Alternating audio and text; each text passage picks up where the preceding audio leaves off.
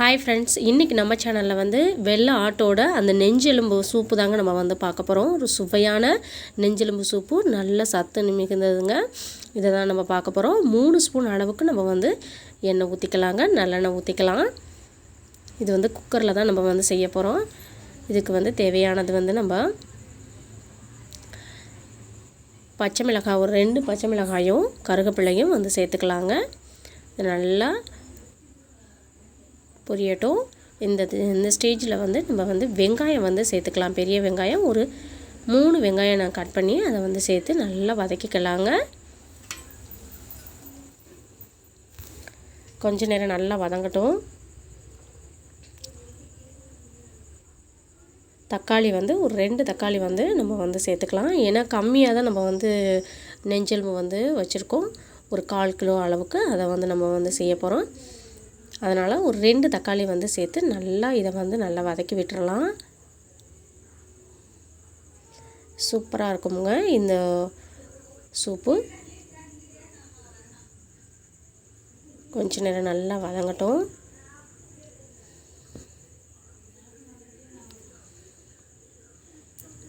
இந்த ஸ்டேஜில் நம்ம வந்து இஞ்சி பூண்டு பேஸ்ட் வந்து 1 ஸ்பூன் அளவுக்கு நம்ம வந்து சேர்த்துக்கலாம்.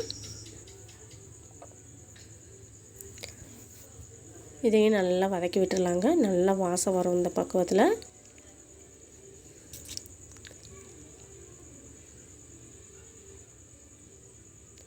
நம்ம ஏற்கனவே வந்து மிளகு வந்து 1 ஸ்பூன் அளவுக்கு நல்லா பெரிய ஸ்பூன் அளவுக்கு மிளகும் ஜீரகம் வந்து இதையும் நல்லா பொடி பண்ணி வச்சுருக்கேங்க. இது வந்து அம்மியில் வச்சு நல்லா பொடி பண்ணி வச்சுருக்கேன். மிக்சியில் கூட ஒரு 4-5 ஓட்டு கூட ஓட்டிக்கலாம். தண்ணி ஊற்றாமல் அதை வந்து பொடி பண்ணி வச்சு நம்ம வந்து இதை சேர்த்துக்கலாம்.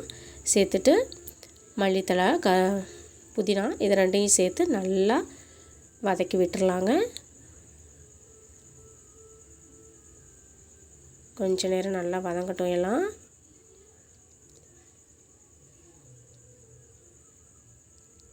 நம்ம வாங்கி வச்சுருக்க நெஞ்செலும்புல இது வந்து சேர்த்துக்கலாம்.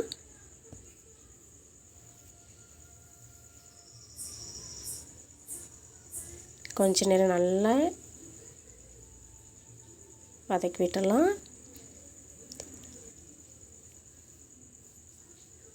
கொஞ்ச நேரம் நல்லா வேகட்டும்.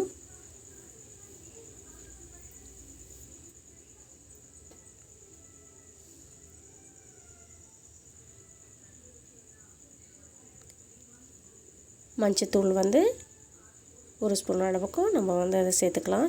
பெரிய ஸ்பூன்றதுனால கொஞ்சம் கம்மியாகவே சேர்த்துக்கலாங்க. 1 ஸ்பூன் அளவுக்கு நம்ம வந்து உப்பு சேர்த்துக்கலாம். உப்பு சேர்த்து நல்லா இதை வந்து கிளறி விட்டுடலாங்க.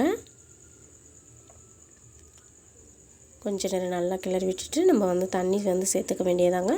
ஒரு 3 டம்ளர் அளவுக்கு நம்ம வந்து தண்ணி வந்து சேர்க்க போகிறோம். ஏன்னா குக்கரில் தான் நம்ம வந்து வைக்க போகிறோம். ஒரு 8 விசில் வர்ற அளவுக்கு நம்ம வந்து இதை வந்து வைக்க போகிறோங்க. ஏன்னா நல்ல எலும்பு எல்லாமே நல்லா வெந்துடும்.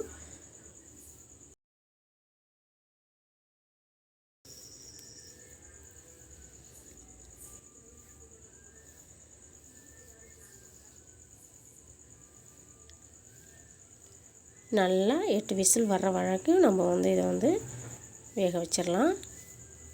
பாருங்கள், இதில் வந்து நம்ம ஏற்கனவே வந்து மிளகு பச்சை மிளகாய் சேர்த்துருக்கோம்.